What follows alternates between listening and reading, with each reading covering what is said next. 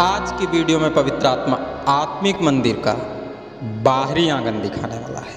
प्रियो, किसी भी वस्तु का बाहरी भाग तभी देखा जा सकता है जब उस वस्तु की सही जानकारी हो। सो आज के अध्ययन में पवित्र आत्मा आत्मिकता के 3 मंदिर दिखाने वाला है, जिन मंदिरों में प्रत्येक विश्वासियों को जाना पड़ेगा। सो आइए इस नए अध्ययन को समझने का प्रयास करें।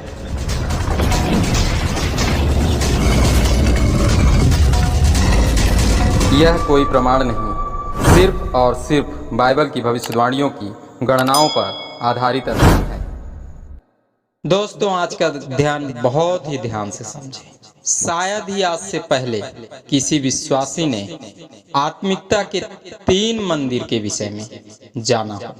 वीडियो शेयर अवश्य करें ताकि ये जानकारी फैल सके। चैनल सब्सक्राइब करके घंटी जरूर बजाएं। प्रभु यीशु मसीह के नाम में आप सबों को जय मसीह। पहला आत्मिक मंदिर, मनुष्य की देह। इस मंदिर का निर्माण स्वयं प्रभु परमेश्वर ने अपने हाथों से किया ताकि इस मंदिर में महान परमेश्वर की आराधना हो।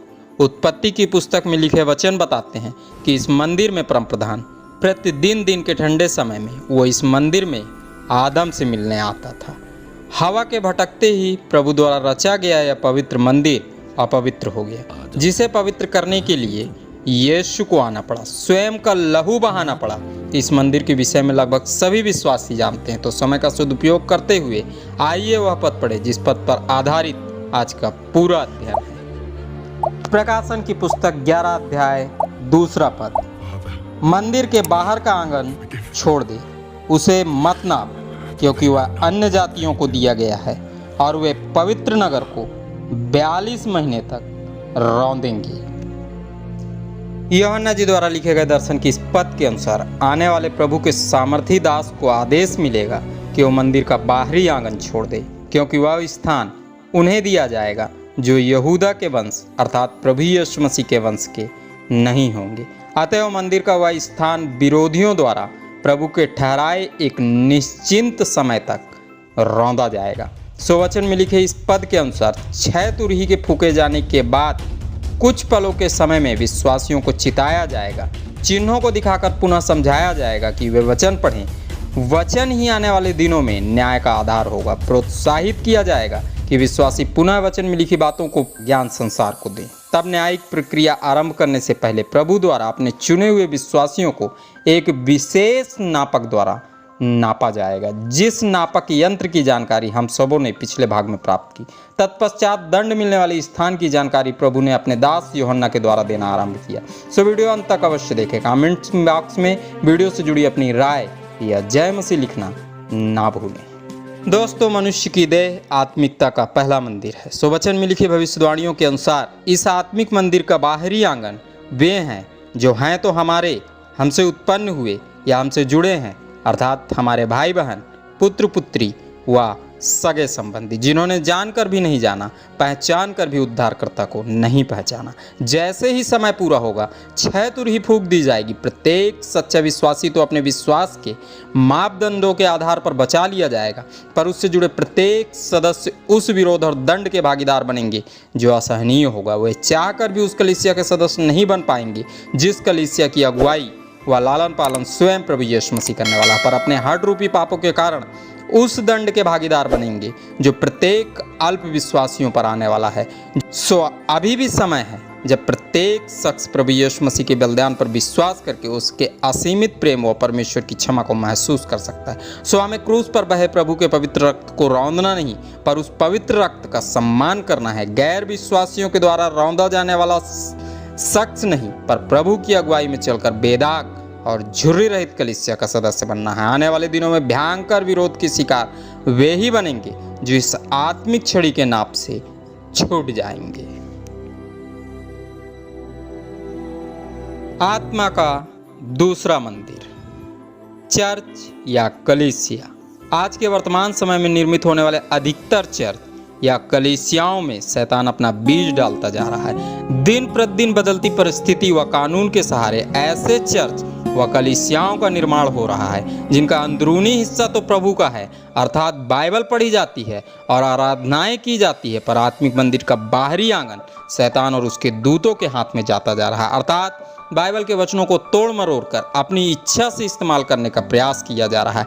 आराधनाओं में पवित्रता तो लगभग समाप्त होती जा रही है और दिन प्रतिदिन ऐसे कानून बनते जा रहे हैं कि सच्चा विश्वासी चाह कर भी कुछ नहीं कर सकता, सिर्फ रो रो कर प्रार्थनाएं कर सकता है, न्याय की गुहार लगा सकता है। धर्मशास्त्र बाइबल में लिखे वचन के अनुसार शीघ्र वो दिन भी आएगा जब पूरे विश्व में एक प्रशासक होगा, एक सरकार होगी जो पूरे विश्व की प्रसन्नता के लिए उन कानूनों को ईजाद करेगी जिन कानूनों के अंतर्गत सच्चे मसीही सताए जाएंगे और बड़े बेदर्दी के साथ मार डाले जाएंगे। धर्म या धार्मिकता तो पूरी होगी, पर जैसा सरकार चाहेगी। अर्थात मंदिर के अंदर तो बाइबल पढ़ी जाएगी, पर मंदिर का बाहरी आंगन में वे धर्मशास्त्र पढ़े जाएंगे जो लीला क्रीड़ा और दैहिक इच्छा को पूरा करना सिखाएंगे। सो आने वाले दिनों में इस दूसरे आत्मिक मंदिर का बाहरी आंगन को भी उनके लिए छोड़ दिया जाएगा जो अन्य जाति कहलाते हैं। सो आने वाले दिनों में दूसरे आत्मिक मंदिर के बाहरी आंगन को भी अन्य जातियों द्वारा रौंदा जाएगा। विश्वासी चाह कर भी कुछ नहीं कर पाएंगे। कई स्थानों में तो ऐसे मंदिरों का निर्माण तक होने लगा है जहां सभी धर्म की इबादत की जाती है। मंदिर के अंदर एक धर्म तो मंदिर के बाहर दूसरे धर्म के अनुयायी इबादत कर रहे हैं। आत्मा का तीसरा मंदिर, यरूशलेम का मंदिर। इस मंदिर का निर्माण तब हुआ जब मनुष्य को धर्म या धार्मिकता की आवश्यकता पड़ी।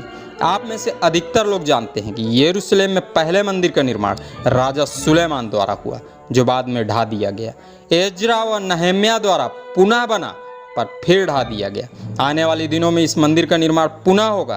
तैयारियां पूर्ण हो चुकी हैं, बस मंदिर बनने ही वाला है, जो कि समय आते ही पुनः बनकर तैयार होगा। पर इस बार धर्मशास्त्र बाइबल में लिखी भविष्यवाणियों और भौगोलिक परिस्थितियों के अनुसार यह तय हो चुका है कि आत्मिक मंदिर का बाहरी आंगन अन्य जातियों के अधिकार में होगा, अर्थात छोड़ दिया जाएगा और परमेश्वर द्वारा ठहराए गए समय तक अन्य जातियों द्वारा रौंदा जाएगा।